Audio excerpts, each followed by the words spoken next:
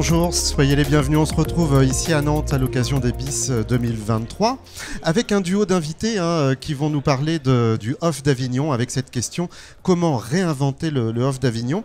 On est avec deux coprésidents, Harold David et puis Laurent Domingos, coprésident. Alors on ne dit pas l'association du Off d'Avignon, c'est pas comme ça. Il y a un terme un peu plus officiel, c'est l'association Avignon Festival et compagnie. Exactement. Harold David, je précise que vous faites partie du Collège des théâtres. C'est un sens d'ailleurs dans cette nouvelle gouvernance. Collège des théâtres, vous co-dirigez 3 salles en Avignon, l'Atypique, l'Archipel et le Rouge-Gorge. Et puis Laurent Domingos, vous êtes dans un autre collège, le Collège des compagnies, puisque vous êtes comédien, metteur en scène et directeur artistique de la compagnie Minuit 44. Exactement. Voilà, j'ai tout dit. Alors, à l'été 2022, la manifestation, le Off d'Avignon, a retrouvé a renoué en tout cas avec le public. Après, on se souvient, une édition 2020 annulée, une édition 2021 complètement sous contrainte, sous Covid. Et puis, l'association a connu une période de turbulence. Votre association, désormais, ça a changé. La gouvernance a changé. Vous en êtes la double preuve vivante, j'allais dire. Et c'est donc votre tandem qui est aux manettes. D'abord, peut-être, on rappelle que c'est un festival qui est complètement hors norme. 1500 spectacles, dont 1 millier de créations, je crois, sur l'édition 2022. 1 million d'entrées. Et pourquoi souhaitez-vous alors réinventer ce festival ? Alors, je ne sais pas s'il s'agit tant de le réinventer que, en tout cas, de lui donner une structuration que son histoire ne lui a pas permis aujourd'hui d'avoir. Parce que c'est un festival qui s'est construit de manière empirique par la volonté indépendante d'entrepreneurs privés, que ce soit des compagnies ou des théâtres, et qu'il nous a semblé, après la crise sanitaire, doublée de la crise financière, économique qu'on a connue derrière, qu'il était plus qu'urgent pour que justement la diversité du spectacle vivant indépendant puisse continuer à briller dans sa diversité. De proposer un projet qui soit structurant et structuré pour le Festival Off d'Avignon. Donc en fait, on a surtout fait la synthèse de beaucoup de travaux qui avaient été menés depuis la création d'AFC, Avignon Festival et compagnie, c'est-à-dire depuis 2006, en les structurant au cours de 5 axes stratégiques dont on s'est donné un certain nombre d'objectifs à atteindre pour les 3 ans à venir. Et c'est par cette démarche collégiale, participative de l'ensemble des acteurs du Off fédérés autour de cette démarche collective qu'on pense que oui, effectivement, il y a une façon de réinventer le Off au travers de à la fois la méthode et les objectifs à atteindre. Alors on va évoquer, oui, Laurent Domingos, les axes un petit peu plus en détail. Néanmoins, l'immobilisme n'était pas possible, il fallait faire évoluer. En fait, comme vous l'avez dit, c'est un festival qui est hors norme. Il y a énormément de compagnies, on en est à plus de 1000 compagnies, 1500 spectacles comme vous avez dit, il y a plus de 130 théâtres. L'idée est de se dire comment est-ce qu'on fait fonctionner tout ça. Est-ce qu'il est possible d'allier l'indépendance, qui est l'ADN du Festival Off, et l'intelligence collective. Et quand on dit réinventer le Off, c'est plutôt réinventer la gouvernance aussi. Parce que comment est-ce qu'on fait travailler ensemble des entités qui à la fois sont diverses, qui sont nombreuses, et qui ont des enjeux parfois qui sont alignés et parfois sont très différents.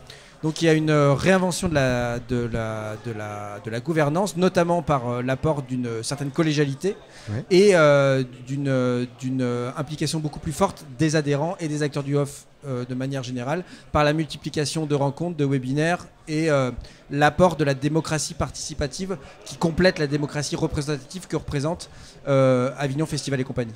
Parce que, in fine, quel était le risque qu'on s'essouffle un peu? Le risque, c'est l'isolation de l'association AFC et qu'elle gouverne, qu'elle ne soit plus représentative, qu'elle ne réponde plus aux enjeux du festival, et que ce festival finalement ne se structure pas comme il doit se structurer encore une fois en intelligence collective pour pouvoir répondre à tous les challenges extérieurs du monde du spectacle vivant qu'on connaît.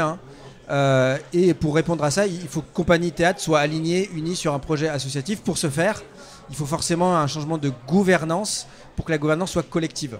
Alors, un des grands chantiers, c'est d'accompagner à la professionnalisation. Parce que, on le rappelle, vous êtes, je crois, à l'origine, le Off d'Avignon, de 25% à peu près de la diffusion du théâtre en France. On peut le dire ça, comme oui, ça. C'est les chiffres. On l'a évalué comme ça, en tout cas. Ouais. C'est considérable.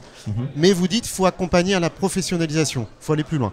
Oui, il faut absolument aller plus loin. Et quand vous parliez de risque tout à l'heure, le risque, effectivement, après la crise Covid, vite, c'est que ce qui fait la raison d'être du Festival of d'Avignon, c'est d'être quand même d'abord et avant tout pour des structures de production, un endroit de diffusion. Or, la crise de la diffusion, on en parle beaucoup au BIS depuis le début de l'événement, elle est au cœur de nos problématiques. Et à partir du moment où le HOF ne serait plus en capacité effectivement de garantir aux structures de production une visibilité suffisante et des outils propres à faire en sorte que leur venue au festival ne soit pas vaine et que donc ils aient un retour entre guillemets sur investissement en termes de diffusion, alors effectivement le risque c'était qu'il y ait tout un pan de la production indépendante qui ne soit plus du tout visible et que le HOF s'étrique effectivement sur une typologie en tout cas de spectacles et de lieux bien spécifiques. Or nous on est là pour défendre cette diversité. Et quand vous parlez de la professionnalisation, il faut savoir qu'Avignon c'est un des rares endroits en France où les plus petites compagnies peuvent s'essayer à leur création artistique sans passer par les fourches codines d'une direction artistique d'un festival classique. Et pour pouvoir accompagner ces compagnies-là qui sont souvent des compagnies émergentes, des compagnies qui sont assez fragiles et qui ont beaucoup d'espoir en leur créativité et leur talent artistique, il faut forcément un accompagnement, un parrainage. Et quand on parle de professionnalisation, c'est aussi, il faut une structuration. Il faut passer d'un collectif d'artistes à vraiment une structure de production. Et il faut les accompagner aussi, comme le dit Harold, dans leur diffusion, dans leur contact avec la presse, dans le contact avec les programmateurs, etc. Donc voilà pourquoi est-ce que l'onglet professionnalisation est fondamental. Et si quelques structures doivent le porter, c'est AFSC pour les accompagner. Il y a des réflexions également pour étendre la saison. On parle beaucoup dans le monde du tourisme 4 saisons. Pourquoi pas un festival off? Alors peut-être pas 4 saisons, mais qui vive un peu plus longtemps. Je crois que c'est une de vos priorités. Oui, c'est une des priorités. Alors qui n'est pas tant de faire vivre le festival sur 4 saisons, mais plutôt de faire en sorte qu'il y ait une filière du spectacle vivant indépendant qui puisse s'implanter de manière durable et permanente à Avignon et qui puisse être un moteur de l'activité à la fois touristique, économique, culturelle, sociale du territoire du Grand Avignon en dehors de la période phare du mois de juillet.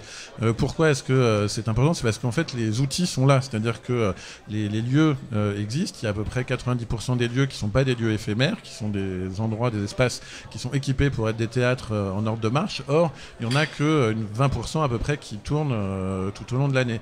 Or, on sait que, parce que ça nous est renvoyé par beaucoup de structures de production, qu'il y a un vrai besoin de lieux de travail, de lieux de création, et qu'il y a là toute une offre en jachère qui ne vit pas aujourd'hui et qui pourrait être un élément très très structurant aussi pour le territoire en termes d'activité économique, puisque si on y a entre 400 et 500 résidences par an, donc ça veut dire une permanence artistique sur le territoire tout au long de l'année, c'est et un écosystème renforcé, un écosystème qui se met en place, qui va attirer aussi d'autres corps de métier, de la filière, et de faire en sorte qu'effectivement la cité du théâtre qui est déjà à Avignon pendant l'été, elle le soit en tant qu'élément structurant de la filière du spectacle vivant indépendant. Autre sujet, oui, allez-y Laurent. Non, je disais, et on changera aussi quand on aura fait ça, le paysage avignonnais et la dynamique économique dans le territoire avignonnais. Il faut savoir que le Festival Off a un impact économique durant le festival, indépendamment d'ailleurs de l'impact artistique, de 40 millions d'euros. 50 pardon, qui a été évalué. Vous êtes trop modeste. Voilà, on est assez modeste. C'est l'ADN de AFSC. L'idée, c'est de propager cette manne artistique économique pendant toute l'année. Dans le projet associatif, il y a aussi un élément sur la transition écologique, sujet fil rouge ici au BIS. Comment vous abordez les choses? Alors, on l'aborde sur plusieurs axes. D'abord, ce qui est très important, c'est la mobilité. Il y a énormément de flux de déplacement du public, flux de déplacement des compagnies et de leurs décors. Il y a un axe Lille-Avignon qui est très très pris. Ouais. Donc la mobilité douce, la mobilité collective est très très importante. C'est là-dessus qu'on travaille beaucoup. On a certains projets qui sont en cours de construction, mais notamment des projets de fret pour les décors des compagnies. On a avec l'idée de mutualiser De toute façon, dans le cadre RSE dans lequel AFSC s'est lancé, la mutualisation est un point clé très majeur. Et donc ça, c'est pour les compagnies. Après, autour d'Avignon, pendant le festival, il y a tout un travail sur la mobilité des spectateurs, avec des allongements d'horaires pour certains trains SNCF, avec des mutualisations d'achat de cartes de transport, etc., avec etc. Donc on travaille sur le fait que le public utilise le maximum de transports collectifs et de transports qui nécessitent, qui engrangent moins de CO2. Donc déjà la mobilité c'est un axe très gros fort. morceau. Après il y a la dimension numérique. Après il y a la dimension numérique. Donc déjà là, il y a la gestion des déchets. Un festival énorme comme celui du Off engendre énormément de déchets, donc on travaille là-dessus également. Je crois qu'aussi il y a des ateliers d'ailleurs là-dessus. Oui. Voilà, et on sera présent. Il y a une partie qui est le numérique, comme vous avez dit. Donc Avignon dépense beaucoup de papier à la fois de l'affichage, mais aussi le tractage. Numérique, il faut faire attention. Si on veut faire attention à la dépense de carbone, il faut faire attention à la manière dont on met en place le numérique. Même si vous êtes moins concerné que le streaming, par exemple musical. Exactement. Nous, c'est simplement par rapport au système de réservation de billets, par rapport au tractage, par rapport à l'affichage. Ouais. Et d'autres outils de communication qu'on met en place au niveau d'AFC. Là-dessus, notre démarche, ça va être de réinventer l'infrastructure informatique du festival, mais tout en faisant attention à toutes les contraintes écologiques, notamment les serveurs, la multiplication des communications électroniques, etc. Et votre grand souhait, c'est de renouveler le public, en tout cas de faire en sorte d'attirer de nouveaux publics. Il faut avoir en tête qu'il y a à peu près 3 millions de places qui sont disponibles à la vente sur l'ensemble du festival, et aujourd'hui il y en a moins de la moitié en fait qui est occupée. Donc ça veut dire que les jauges des lieux ne sont pas pleines et qu'il y a une marge de progression, en tout cas en termes d'accueil du public, qui est possible aujourd'hui. Et nous, oui, ou les lieux sont trop grands. Non, ça vous ne l'envisagez pas comme ça. De toute façon, on est obligé de composer avec la réalité très concrète qui est la nôtre.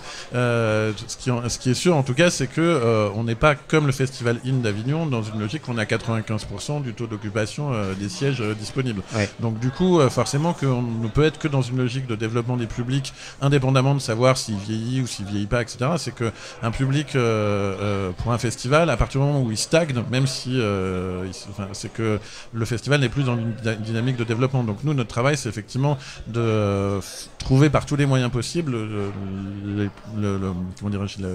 les cheminements par lesquels le public va venir. On sait aussi par exemple que la dernière semaine du festival est un moment de creux en termes de fréquentation du public, donc c'est un endroit où il faut là aussi travailler pour faire en sorte qu'il y ait un autre type de public qui vient pendant les 2 semaines fortes du festival, qui puisse être mobilisé sur cette dernière semaine. Donc oui, le travail sur les publics, il est à la fois sur le public qui vient de l'extérieur, mais aussi sur le public du territoire, et comment est-ce qu'on fait qu'un public local présent sur le territoire va s'approprier cette manifestation. Parce que, par exemple, il y a une énorme fréquentation touristique qui est présente pendant le mois de juillet, qui ne vient pas au festival, ou qui vient à Avignon, mais qui se contente de descendre la rue de la République et de n'avoir qu'une vision externe du festival. De la même manière qu'il y a beaucoup d'habitants avignonnais qui soit quittent Avignon parce qu'ils laissent leurs appartements pour les mettre en location, voilà, parfois, soit parce que tout simplement ils considèrent que cet événement n'est pas le leur, et que donc ils s'en désintéressent complètement.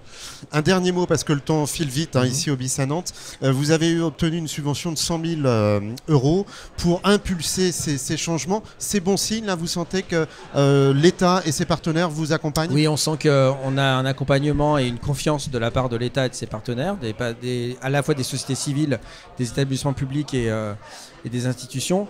Maintenant, ils nous font confiance. Maintenant, c'est à nous de dérouler notre projet associatif qui est complexe, qui va se dérouler sur plusieurs années, et qu'on soit digne de la confiance qu'ils nous ont, à la fois les acteurs du Off nous ont donné, et à la fois les pouvoirs publics. Donc oui, ils nous font confiance, oui, ils nous soutiennent, oui, ils nous portent.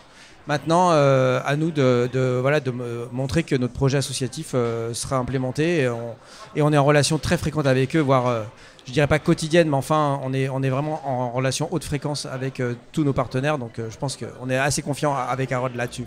Bon, vous avez de quoi vous occuper. Merci à tous les deux, coprésidents de l'association. Vous retrouvez cette interview ainsi que les autres interviews des BIS 2023 à la fois sur les réseaux sociaux et puis aussi sur le site internet culturelink.fr. À très vite pour un prochain plateau.